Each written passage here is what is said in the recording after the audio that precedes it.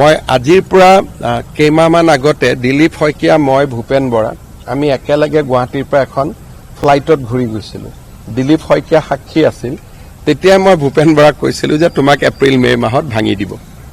আৰু আজি অলপ আগতে দিলীপ শইকীয়াই মোক ফোন কৰিছে যে দাদা আপুনি কেনেকৈ গম পাইছিলে।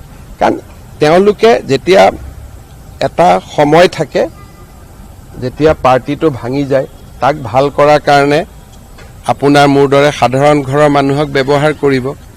যেতিয়া ইলেকশ্যন আহে, টিকেট দিয়াৰ সময় হয় বা অলপমান এটা কেণ্ডিডেটবিলাক ঘৰত অহা যোৱা কৰে, সেই সময়ত তেওঁলোকে এই নীলা তেজৰ মানুহক লগত লয়।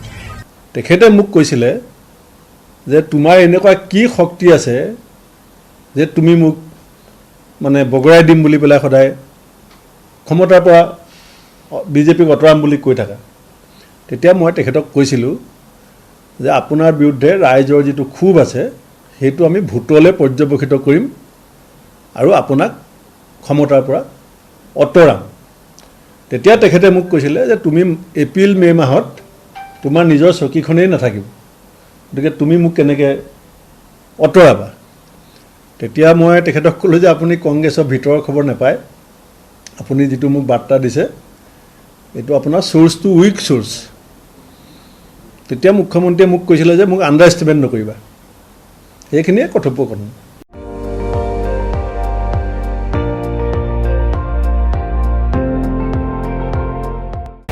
আপুনি চাই আছে ND24, সৰ্বশ্ৰেষ্ঠ নহয় সৰ্বোত্তমৰ দৌৰ।